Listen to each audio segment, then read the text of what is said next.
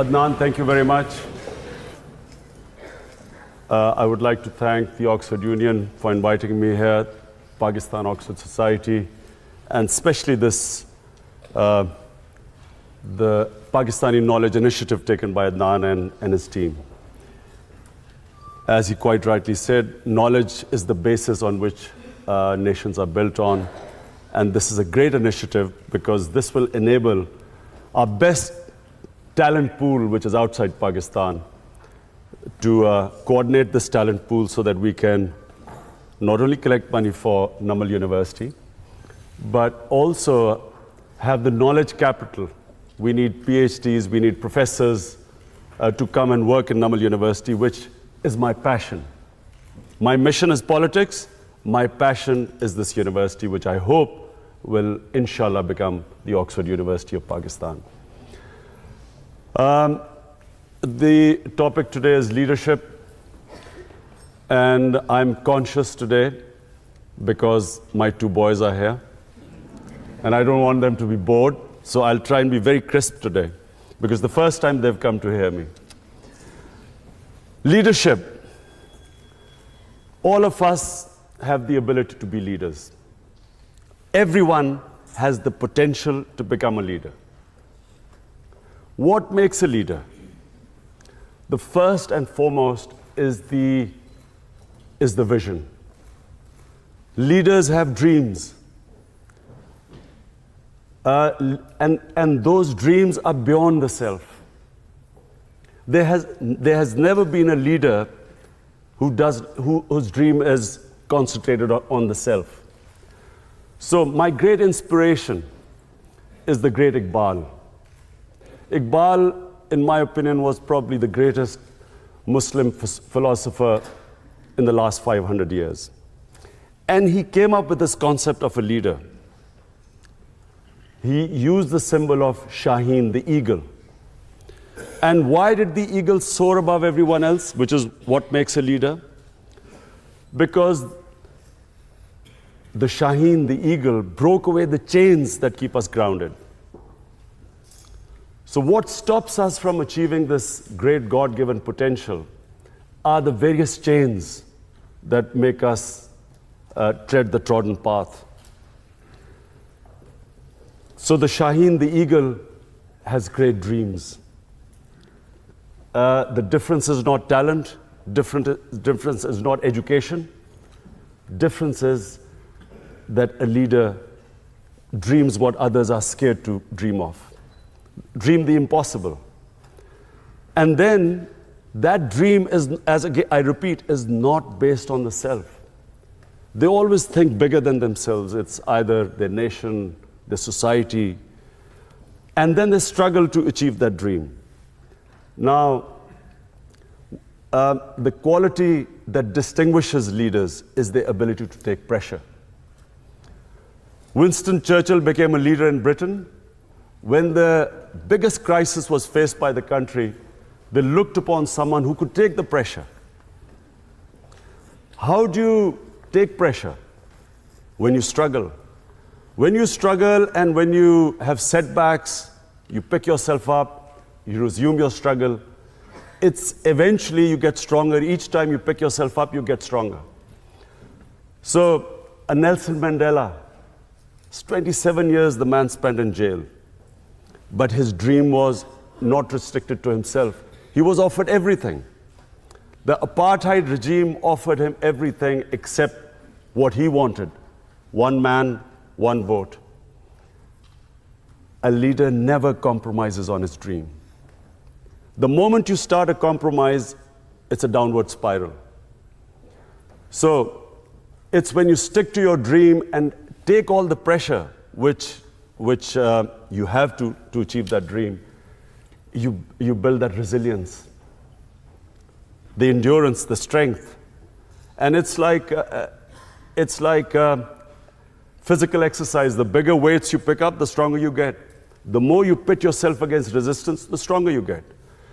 But above all, no one has ever achieved anything who's always put himself before the society.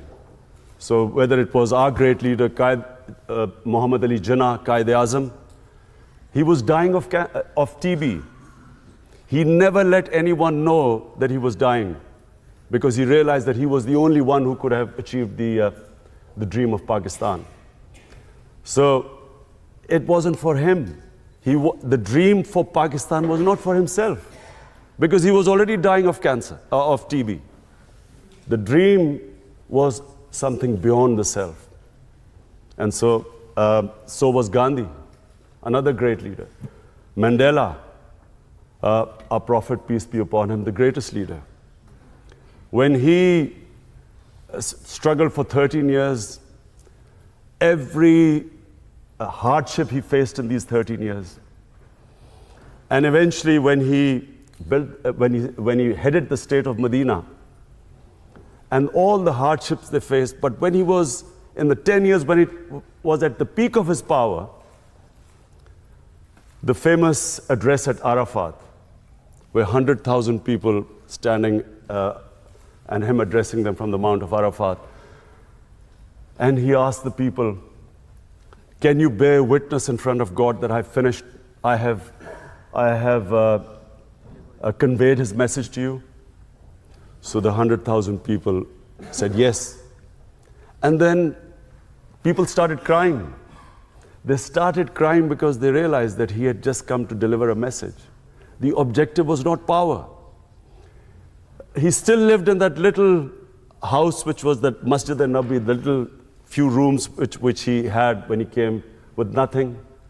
So it was never for the self. And the moment he had achieved his mission, everyone cried because they knew that he was going to go. Similarly, if you look at any big name, they had a bigger vision. So number one is the vision. Number two, a leader can only achieve his mission if he conquers his fears. The biggest impediment in the way of people achieving their mission is that they get scared. They get scared of humiliation, failure. A lot of people don't attempt things because they're scared that people will laugh at them.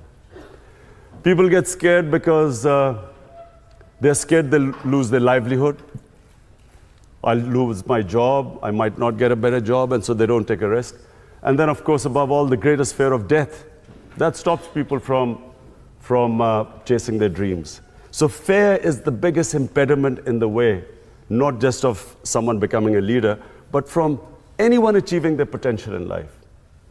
It's fear that stops us along the way, makes us compromise.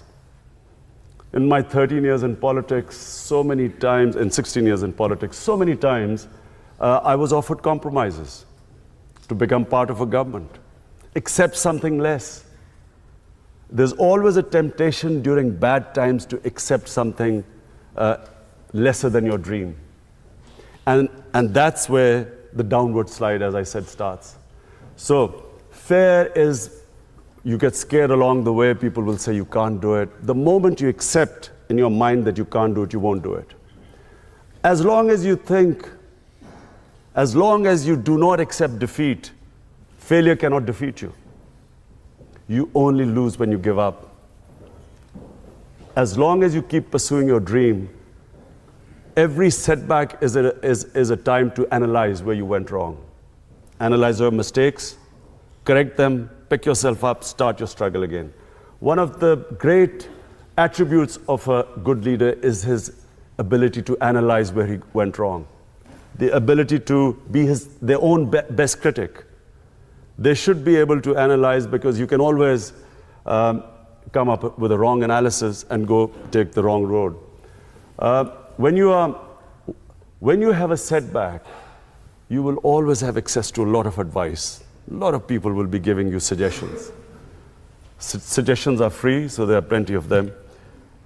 It's then the ability to know, and you should be your own best critic. And finally, a leader must have integrity. You cannot have a leader who does not have credibility. People only follow someone who they trust. So all the great leaders, and our great leader, Jinnah, or even his opponents always knew him to be an honest man. He spoke straight, people trusted him, they knew where they stood with him. Of course, that was also the greatest, our prophet, peace be upon him, was called the honest one, the truthful one, Al-Amin. A leader cannot not be credible. You can't be a leader if you do not have credibility. So credibility is one of the biggest reasons why people follow you. They have to trust you to go out and risk their lives for you. So all great leaders always were trusted by the people who followed them.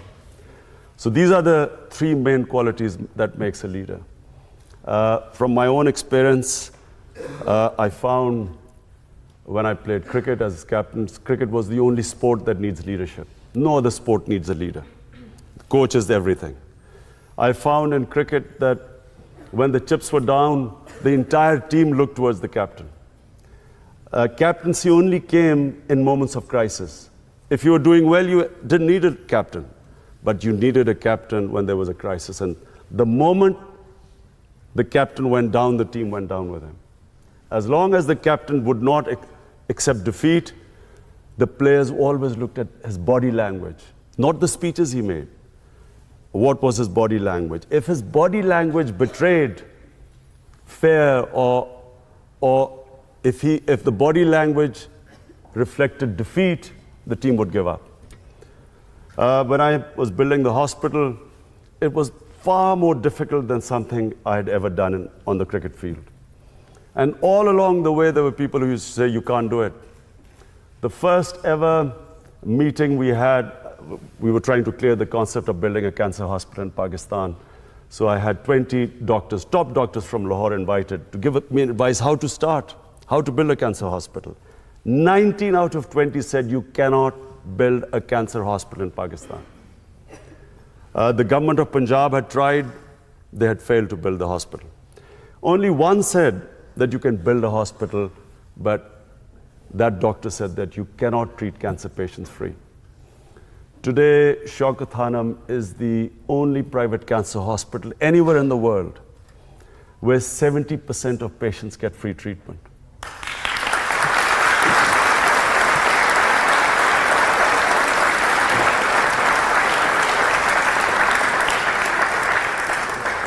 It was awarded by the World Health Organization, WHO awarded Shaukat Hanum for services to humanity as the only private cancer hospital, which is also the biggest charitable institution in Pakistan.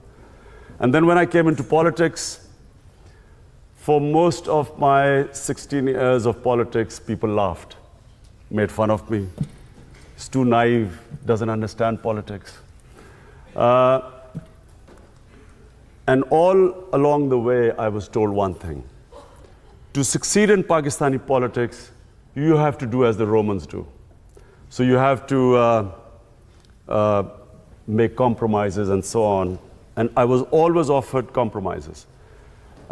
Today, the only reason Tehreek-e-Insaf is by far the fastest growing party in Pakistan, had I compromised, this would not have happened.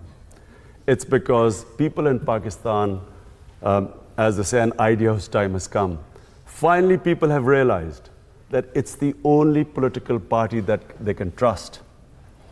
Tehreek-e-Insaf is the fastest growing party in Pakistan's youth because the youth wants change. And although even the other status quo parties talk about change, the youth of Pakistan today trusts Tehreek-e-Insaf. Had I compromised along the way, this would not be the position today. And it certainly would not be the position where Tehreek-e-Insaf today is poised. And I'm making a prediction in front of all of you. The next election will be swept by Tehreek-e-Insaf.